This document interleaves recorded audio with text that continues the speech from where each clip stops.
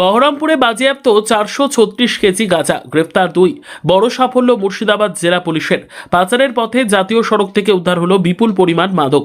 গোপন সূত্রে খবর পেয়ে অভিযান চালিয়ে বিপুল পরিমাণ গাঁজা বাজেয়াপ্ত করল মুর্শিদাবাদ জেলা পুলিশের স্পেশাল অপারেশন গ্রুপ এসওজি এবং বহরমপুর থানার পুলিশ। বহরমপুর থানার অধীন NH 34-এর ফতেপুর বাইপাস মোড় থেকে প্রায় 436 কেজি গাঁজা উদ্ধার করা হয়েছে।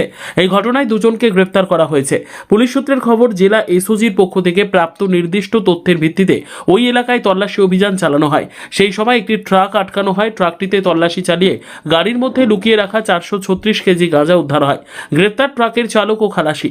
প্রাথমিক তদন্তে পুলিশ জানতে পেরেছে এই বিপুল পরিমাণ গাঁজা কোচবিহার থেকে আনা হচ্ছিল এবং সেটির গন্তব্য ছিল কলকাতা। ধৃত 2 অভিযুক্তকে আজ সিজিএম আদালতে তোলা হচ্ছে এবং তাদের 7 দিনের পুলিশ হেফাজতের আবেদন জানানো হয়েছে।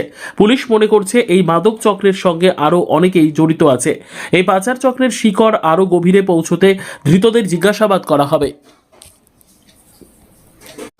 আমাদের মুর্শিদাবাদ জেলা পুলিশের পক্ষ থেকে এসওজি এবং বহরমপুর থানা তাদের কাছে পূর্বে থাকা সূত্র অনুযায়ী তারা একটি অভিযান চালায়।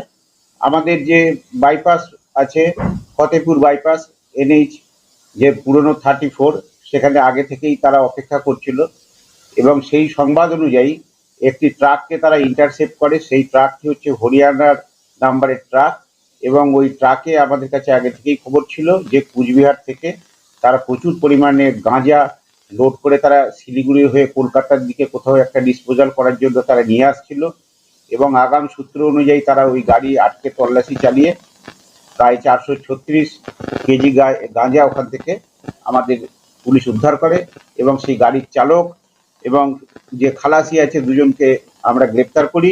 একজনের নাম হচ্ছে নোসাদ হোসেন, যিনি চালক ছিলেন, আরেকজনের নাম হচ্ছে আনিস খান, যিনি ওই ট্রাকটির হেল্পার ছিলেন এবং তাদের আমরা নির্দিষ্ট মামলা করে আমরা আজকে কোর্টে প্রডিউস করব এবং তাদের আমরা 7 দিনের পুলিশ হেফাজতে কোর্টের কাছে আমরা প্রেয়ার করছি। আনুমানিক মূল্য 30 থেকে 31 লক্ষ টাকা এটার বাজার দর হতে পারে। দুজনের বাড়ি হরিয়ানা রাজ্যের এরা বাসিন্দা।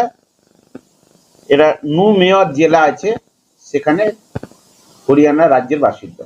এরা কি এই ব্যবসার সঙ্গে জড়িত নাকি শুধু মালটাকে নিয়ে আসছিল? দেখুন, এইটা খুবই তদন্তের প্রাথমিক পর্যায়ে আছে, আমরা সেগুলো অনুসন্ধান করে দেখছি।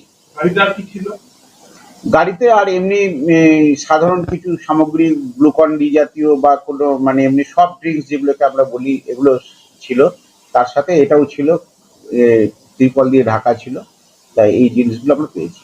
কোথায় যাচ্ছে এটা? কলকাতার দিকে ডেস্টিনেশন ছিল, সেগুলো আমরা দেখছি কলকাতায় কোথায় ডিসপোজাল করবে না করবে। আমরা অবশ্যই রিমান্ডে নেব। আমরা 7 দিনের পুলিশ রিমান্ডে প্রেয়ার করছি। কোন সময় ধরা হচ্ছে? রাত্রি আনুমানিক 1টা নাগাদ। বারবার দেখা যাচ্ছে উত্তরবঙ্গ থেকে এই একই রুটে কলকাতা বা পার্শ্ববর্তী জেলাতে গাঁজা পাচার হচ্ছে। বিশেষ করে এই পুজো বা উৎসবের এই আশেপাশে গত কয়েক মাসে এর বেশি প্রবণতা লক্ষ্য করা যাচ্ছে। কি কোনো স্পেসিফিক কারণ আপনারা আইন স্পেসিফিক কারণ আমরা চেষ্টা করছি ওটা জানার। তবে এই জিনিসগুলো আমরা বেশি করে ধরা পড়ার কারণ হচ্ছে যে আমরা খুবই সক্রিয় আছি। আমাদের যে জেলা পুলিশের আন্ডারে যে বিভিন্ন থানাগুলো, আমরা আপনারা সম্প্রতি দেখেছেন বহু আমরা ফায়ার আর্মস থেকে শুরু করে এই ধরনের কন্ট্রাব্যান্ড মেটেরিয়াল আমরা সিজ করেছি। তার জন্য হয়তো আপনাদের মনে হচ্ছে যে প্রচুর বেশি ধরা পড়ছে।